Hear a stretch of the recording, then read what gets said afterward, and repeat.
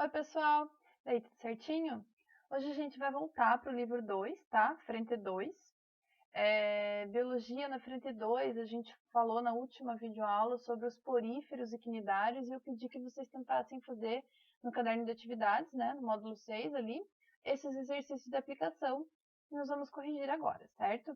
Então, a primeira pergunta está falando quanto à organização dos espongiários, as esponjas, qual é a alternativa correta? Acertou quem marcou a letra B. As esponjas que não têm espículas em seu esqueleto apresentam uma rede de espongina bem desenvolvida. Então, algumas esponjas vão ter apenas essas fibras de espongina e não vão ter espículas, tá? O número 2 está falando já sobre os quinidários, não mais as esponjas, não os poríferos, tá? É correto afirmar que, letra E, são animais que apresentam 2 folhetos embrionários. Então, os quinidários têm apenas 2 folhetos embrionários. Os vermes, que a gente vai ver agora, né, nessa aula, módulo 7, os vermes plateumintes, já tem 3, são triblásticos, tem 3 folhetos embrionários, tá? Mas até então, poríferos, quinidários, apenas 2, certo? E para finalizar o 3, em hidrozoários como a ovelha, ocorre a alternância de gerações, ou metagênese. A reprodução na fase de pólipo e da medusa ocorrem de maneira... Então, pólipo é assexuada e medusa sexuada, respectivamente. Então, letra D, certo? Agora a gente vai para a matéria, então, para o módulo 7. Capítulo 5, página 246, continuando aqui à frente 2, certo? Vamos falar hoje sobre os plateumintes e sobre a teníase. Então, os vermes agora, diferente, né, dos poríferos e dos quinidários que a gente viu, os vermes eles são parecidos porque eles têm o corpo mole e alongado e eles podem derivar de vários ancestrais, diversos ancestrais. Por isso eles têm uma grande variedade de vermes, certo? Agora a gente vai ver os plateumintos, que são os vermes achatados. Então, página 246, plateumintos são vermes achatados. Eles têm um formato de como se fosse uma fita, achatado mesmo, certo? A palavra, né, deriva do grego platos, chato, e elmis seria verme, então vermes achatados. Eles podem estar distribuídos em 3 filos. Os vermes, né, no geral, plateumintes, nematóides e anelídeos. Plateumintes são os vermes achatados, nematóides já são vermes cilíndricos e anelídeos são vermes segmentados, mas hoje a gente só vai ver os plateumintes.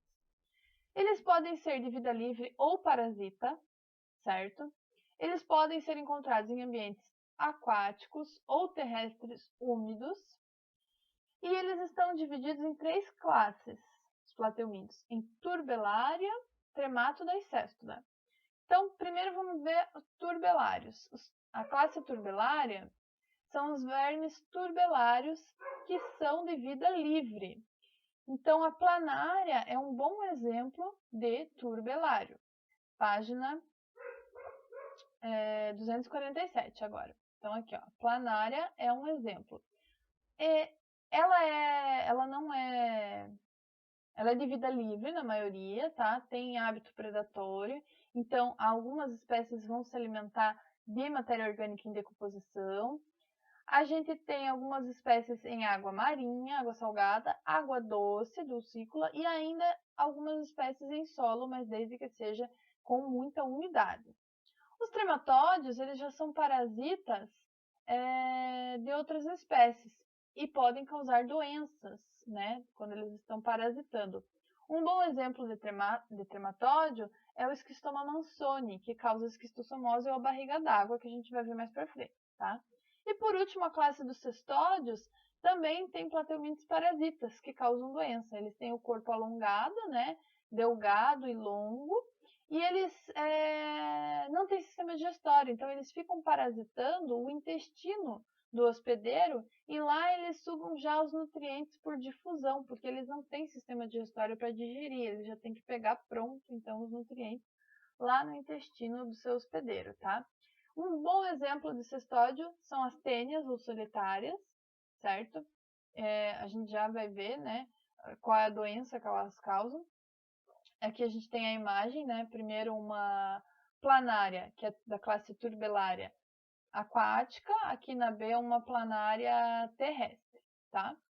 Aqui no C a gente tem um da classe tremátoda, que é o Schistoma mansoni. Aqui a gente tem um casal, eles são diferentes, a gente vai ver isso depois também. Mas aqui dentro do corpo fica a fêmea, e esse que parece uma casca seria o macho, tá? E por último aqui a solitária, ou a tênia, certo? Agora vamos ver as características gerais. Eles já têm novidades evolutivas em relação aos poríferos e quinidários que a gente viu nas últimas aulas, porque eles têm simetria bilateral e eles têm 3 folhetos embrionários. Então eles são triblásticos e têm simetria bilateral.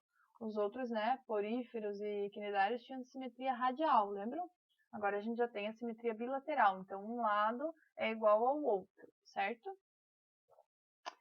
Além disso, eles têm mesoderma, né, que o mesoderme é um dos 3 folhetos lá, endoderme, ectoderme e mesoderme. E a mesoderma forma o mesênquima, que é uma massa de células indiferenciadas capaz de gerar outros tipos de célula. Por isso, ele tem uma grande capacidade de regeneração. Se a gente cortar uma planária no meio, ela se regenera e viram 2 planárias, certo? Eles são acelomados, não tem cavidade, então não tem celoma. Também não tem sistema circulatório. Isso é devido ao fato de eles serem achatados, né? Formato de fita.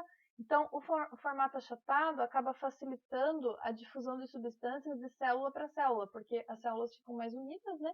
E é mais fácil, mais rápido de mandar as substâncias, já que ele não tem um sistema circulatório. Então, as substâncias vão ser transportados por difusão de célula para célula. Aqui a gente tem, né, uma planária, certo?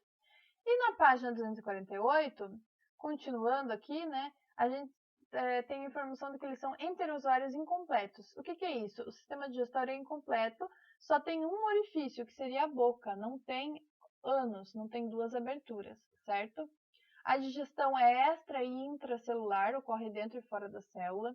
As trocas gasosas, como ele não tem sistema, né, é achatado, não tem órgãos, então não tem pulmão, não tem sistema respiratório, as trocas gasosas acabam acontecendo na superfície do corpo, por difusão também. E a excreção ela é realizada por protonefrídeos, que são sistemas finos de canais que apresentam numa extremidade um orifício de poro excretor e na outra extremidade células excretoras denominadas solenócitos ou células flama. Tá? Solenócitos é quando o verme quando tem só um flagelo, e células flama é quando tem vários flagelos, muitos cílios, que ficam batendo continuamente, lembrando o movimento de uma chama, por isso que é célula chama, é célula flama. As células nervosas vão se agrupar e vão formar 2 cordões nervosos, então o sistema nervoso deles é ganglionar, e eles já têm um agrupamento de células na região anterior do corpo, como se fosse já uma cefalização. Então aqui ó, a gente pode ver, né, que aqui essa região anterior tem como se fosse a cabeça, uma cefalização. E a gente tem esses 2 ocelos, que é como se fossem olhos, mas eles não vão distinguir imagem, apenas captar luminosidade, tá? Para o verme saber onde está mais claro e poder se orientar. Então, conforme a quantidade de luz. Na reprodução, podem se reproduzir de forma assexuada, por exemplo, né, aqui a planária pode se dividir e cada metade vai se regenerar. E na próxima página, 249, a gente tem também que as planárias são hermafroditas, mas elas não são capazes de se autofecundar. Então, apesar de elas terem os 2, né, masculino e feminino, elas não conseguem se autofecundar. Então, a fecundação é cruzada, porque precisa de 2 organismos, e é interna. O desenvolvimento é direto, não tem fase larval.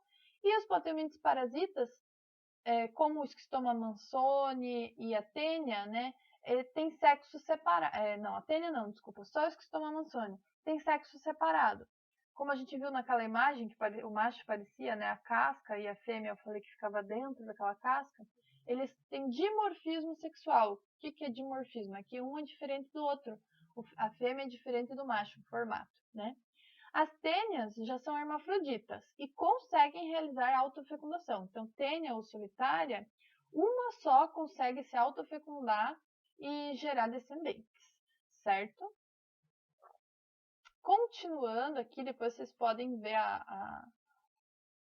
o exercício aqui, mas agora eu vou falar sobre a doença da teníase, que é causada pela solitária ou pela tênia, tá? Então, na página 250, a gente tem a doença da teníase. A teníase é causada, então, pelo verme tênia. Tem duas espécies, a tênia solium e a tênia saginata. Quando adultas, elas podem chegar a medir até de 5 a 20 metros, então elas podem ficar bem grandes e elas ficam enroladas, né, no intestino da pessoa, parasitando lá.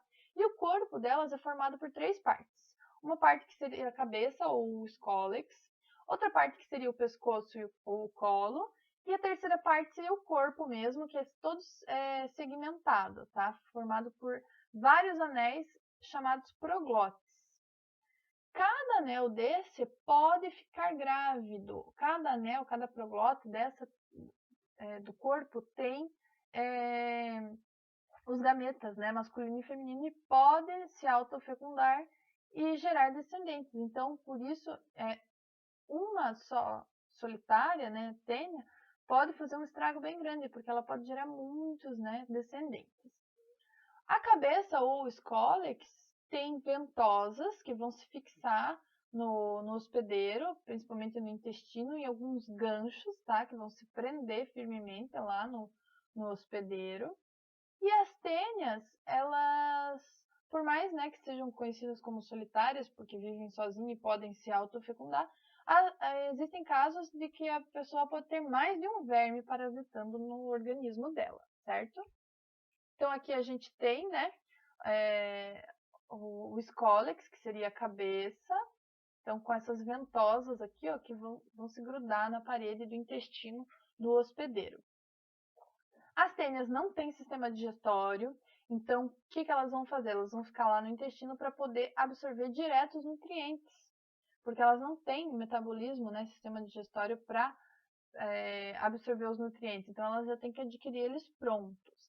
Elas são hermafroditas, como eu falei, realizam autofecundação e os proglotes grávidos se desprendem sendo eliminados pelas fezes. Então, a pessoa que está contaminada com a tênia, nas fezes, cada proglote que eu falei, né, que poderia ficar grávida, cada anel do corpo, né, da solitária que se desprende, pode liberar de 50 mil a 100 mil ovos que vão contaminar o ambiente. Por isso, é muito necessário, né, o saneamento básico, porque em locais que não tem saneamento básico, não tem esgoto, essas fezes vão acabar contaminando o ambiente e depois contaminando outras pessoas, porque elas podem permanecer por até 2 meses viáveis ali no ambiente. Essas tênias são parasitas heteróxenos. Por quê? Porque elas têm hospedeiros intermediários e definitivos.